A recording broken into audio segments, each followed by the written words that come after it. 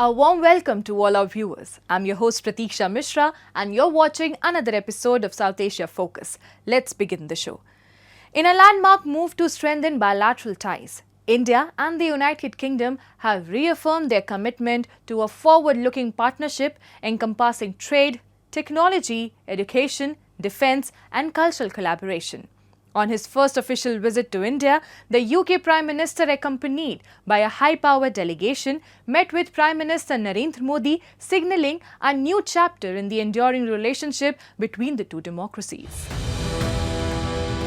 India and the UK, bound by shared democratic values and strong economic ties, are taking their strategic partnership to the next level. On his first official visit, UK Prime Minister Keir Starmer, accompanied by a high-powered delegation, met Prime Minister Narendra Modi in Mumbai to discuss trade, defence, innovation and emerging technologies, marking a new chapter in the enduring India-UK relationship. Bharat का dynamism और UK की expertise मिलकर एक unique synergy बनाती है। हमारी साझेदारी trustworthy है, टैलेंट और टेक्नोलॉजी ड्रिवन है और आज जब मैं और प्रधानमंत्री स्टारमर मंच पर एक साथ खड़े हैं तो ये हमारा स्पष्ट कमिटमेंट है कि हम एक साथ मिलकर दोनों देशों के लोगों के लिए एक उज्जवल भविष्य का निर्माण करेंगे। UK Prime Minister Keir Starmer reaffirmed his strong support for India's bid for a permanent seat on the United Nations Security Council, highlighting India's expanding role on the global stage. He emphasized the strong mood of collaboration between the UK and India, underscoring their shared commitment to boosting trade and economic growth. In Mumbai, Prime Minister Starmer toured the iconic Yash Raj Film Studio and announced that 3 new Bollywood films will be produced in Britain starting early 2026, highlighting the growing creative partnership between the two nations.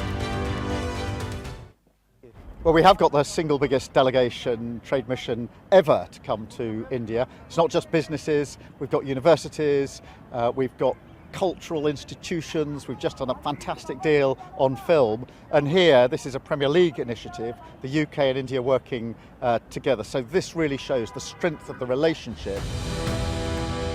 Beyond economic partnerships, the cultural bond between India and the UK continues to thrive, with sports serving as a bridge of friendship and mutual respect. At a recent sporting event, British athletes lauded the enduring sportsmanship and long-standing sporting ties between the two nations, highlighting how sports diplomacy strengthens bilateral relations and brings people closer across borders. We have a long history of friendship together. From my point of view, a long history of sportsmanship with each other, whether that be in cricket or any other sport. So it's great to be here to celebrate some of these events, and and especially to see the young children having a fun time today. On the sidelines of the India-UK summit in Mumbai, both Prime Ministers welcomed the CEO Forum and urged the swift ratification of India-UK Comprehensive Economic and Trade Agreement. With discussions on trade, investment, clean energy, infrastructure and aerospace, and initiatives like the UK-India Infrastructure Financing Bridge, the leaders highlighted opportunities for deeper economic and aviation cooperation, reinforcing the two nations' shared vision for growth and innovation. Especially अगर AI की बात करें तो मेरे ख्याल से दोनों देश साथ में काम कर सके बहुत कुछ अचीव कर सकते हैं in terms of AI and other fields. आज अगर आप देखते हैं digital QR code based scanning, 500 million accounts India में खुल चुके हैं ऑन UPI। तो इस स्केल का कोई भी देश में पॉसिबिलिटी नहीं है कि ये रेप्लिकेट हो पाए। कई देशों में ये चीज करने के लिए 30 साल लग गए, हमने ये 3 साल में करके दिखाया। As India and the United Kingdom forge a deeper, more dynamic partnership, Their collaboration across trade, technology, culture, and innovation promises a bright future. Rooted in shared values and mutual respect, this renewed alliance is set to drive growth for both nations while making a positive impact on the global stage.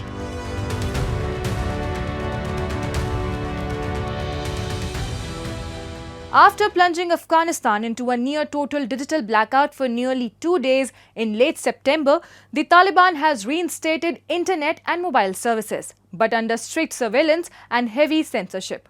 This week, Afghans report that new restrictions have been imposed on social media platforms such as Facebook, Instagram, and X, cutting off millions from free communication and access to information. Take a look.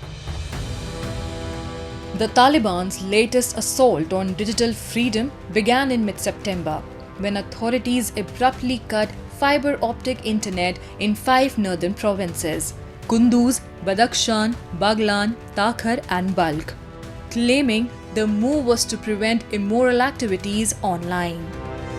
The restrictions quickly escalated into a nationwide internet and telecommunications shutdown that lasted nearly 48 hours toward the end of September, cutting millions of Afghans off from the outside world.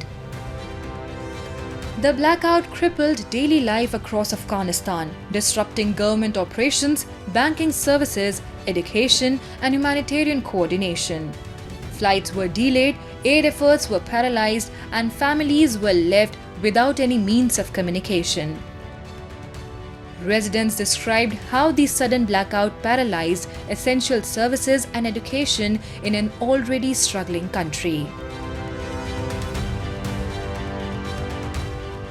قطع اینترنت خانه به خانه تأثیر منفی در تمام بخش‌های زندگی می داشته باشه. بخش عمده‌ای از خدمات ملکی مانند توزیع تذکره، پاسپورت، سیستم بانکداری با اینترنت ارتباط داره. امروز روند آموزشی همگان به ویژه افراد دارای معلولیت مخصوصا نابینان ارتباط نزدیک با اینترنت داره. کتابخانه‌های آنلاین در شفاخانه، بخش خدمات درمانی آنلاین، تجارت آنلاین که اخیراً معینیت امور جوانان وزارت اطلاعات و فرهنگ آغاز کرده بود.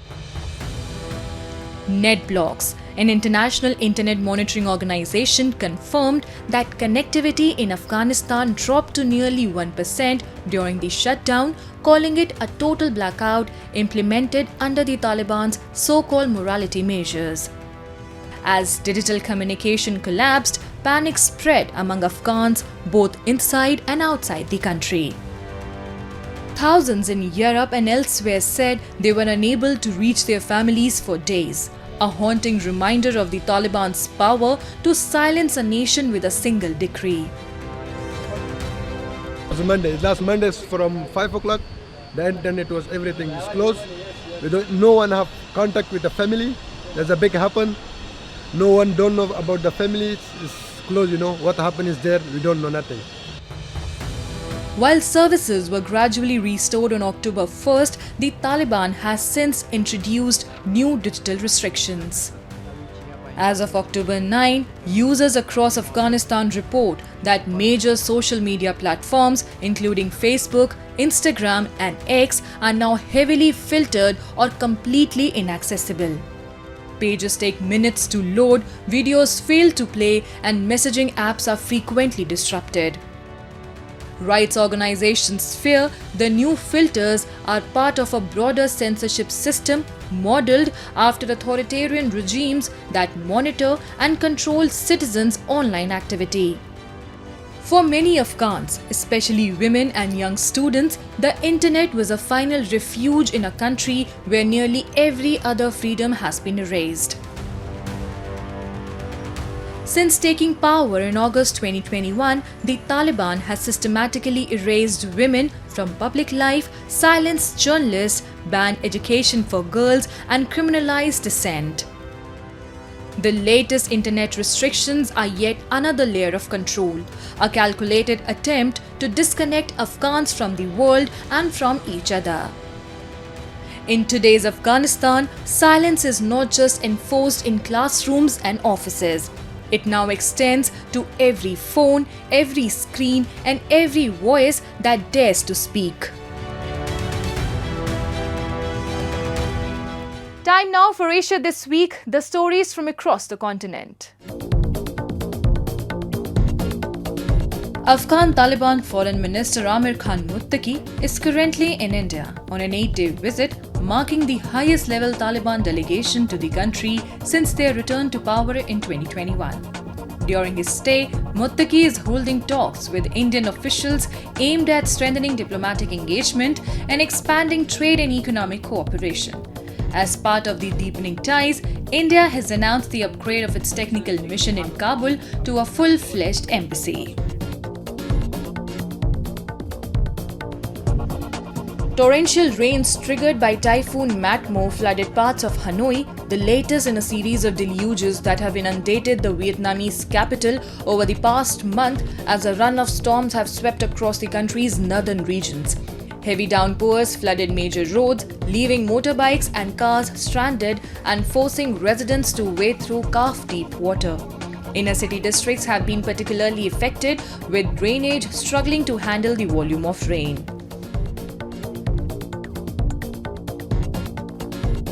North Korean leader Kim Jong-un has praised the legacy of the ruling party and called for renewed loyalty to socialism in a speech ahead of 80th anniversary of the founding of the Workers' Party of Korea. Kim visited the party founding museum in Pyongyang with senior party officials and delivered what state media called a significant speech honoring the party's founders and revolutionary forerunners. Russian Foreign Minister Sergei Lavrov said the Afghanistan's Taliban government was working to stabilize the country. Lavrov made the remarks during talks in Moscow with Afghanistan's acting Foreign Minister Amir Khan Muttaqi. Russia accepted the credentials of a new Afghan ambassador in July, becoming the first country to formally recognize the Taliban government. In Nepal, days of heavy rainfall earlier this month triggered deadly floods and landslides, claiming at least 60 lives and causing widespread destruction, particularly in the eastern Himalayan region. While the weather has now eased and floodwaters are gradually receding, rescue teams are still facing challenges reaching remote areas. Authorities remain on alert with relief and recovery efforts underway to support displaced families and rebuild damaged infrastructure. Here's the full report. In Nepal, days of relentless rainfall starting October 3rd triggered catastrophic flooding and landslides across several regions, leaving behind a trail of destruction, death and displacement. Authorities report at least 60 people have lost their lives and many more have been injured or reported missing. The eastern Himalayan districts were hit hardest. In Ilam, numerous landslides buried homes and blocked vital roadways, hampering rescue operations. Nearby Panchathar, Dhankuta and Sindhuli districts also suffered significant damage. In a separate weather-related tragedy, 3 individuals were killed by lightning strikes. Despite the challenges, emergency response teams have been working tirelessly, navigating treacherous terrain to reach remote, cut-off communities. यहाँ के 2 दिन से डुबान है Jalesar 0 mile भरल गए पानी के निकास यहाँ पर न है अब ये वार्ड 10 मेर अब ही देख के चल रही है पुला भी बड़ जाम है जलेसर 0 माइल के खरपतार से अब तक डोजर उजर लेके नहीं अल यहाँ देखे जी सब डूबल है अब समस्या घर में पानी पैसल है समस्या तो है घर में पानी बैसल घर में छी घर में कुछ क्षति पति भेले अब वन उन कपड़ा लता सब भिज भाज गए अपने देखबे कर पानी है अया पानी देखले जाए कि नहीं है कि नहीं जलेसर 0 माइल घर सब डूबल से यहाँ पर देख लीजिए पानी से न निकल रहा है नाला सब न है नाला के व्यवस्था नहीं यहाँ कोई के लिए आरो डूबान है. As rivers surged beyond danger levels, the Koshi River breached critical levels, prompting authorities to open all 56 sluice gates at the Koshi barrage in a desperate move to protect downstream communities. Hydrological stations in the Gandaki and Bagmati river basins also recorded dangerously high water discharge, raising widespread alarm. The Nepal army and armed police force was swiftly mobilized to assist in rescue and relief efforts, providing vital aid to affected populations.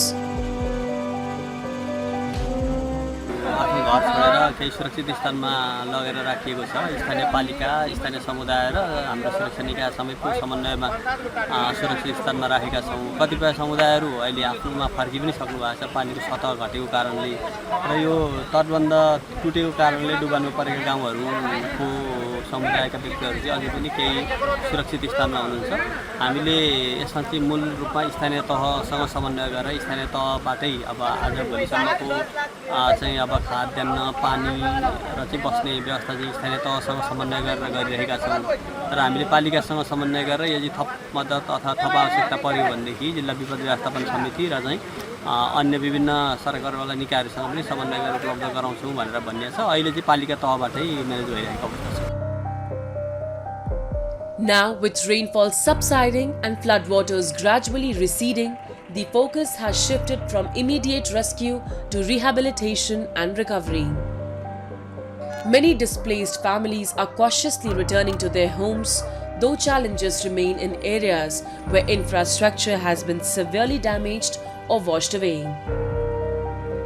Local authorities, in coordination with disaster management agencies, are working to restore essential services, provide emergency relief supplies, and assess long-term rebuilding needs. While the worst appears to be over, the recent disaster is a stark reminder of Nepal's vulnerability to extreme weather, especially in mountainous and riverine regions.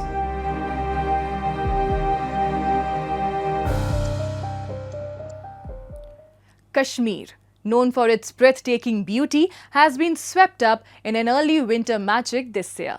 An unexpected snowfall in early October has blanketed the region in pristine white, turning its lush valleys and majestic mountains into a sparkling winter wonderland much earlier than anyone anticipated. This rare phenomenon has drawn tourists from all corners of India, eager to witness the enchanting transformation firsthand. Take a look.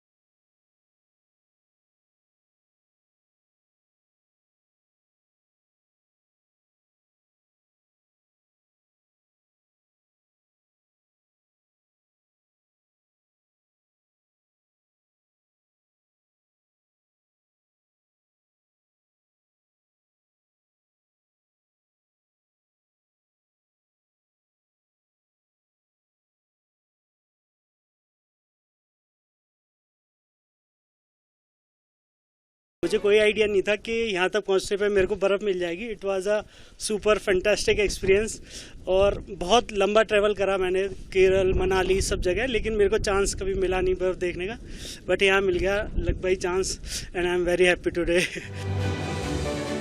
Tourists are also enjoying the early snowfall in Sonmarg and nearby areas.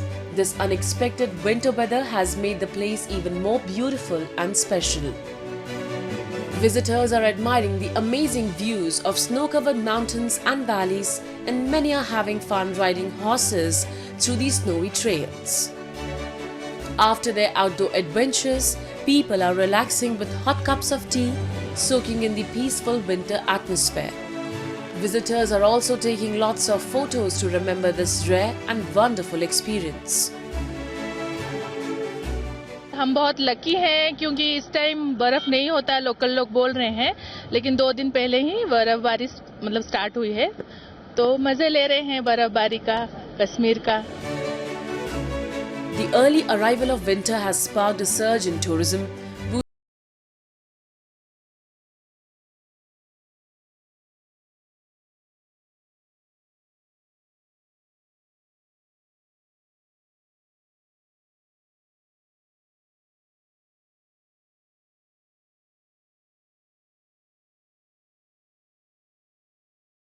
Kashmir's early snowfall is more than weather, it's pure magic in motion. And with that, we come to the end of this week's episode. See you next week. Till then, goodbye and take care.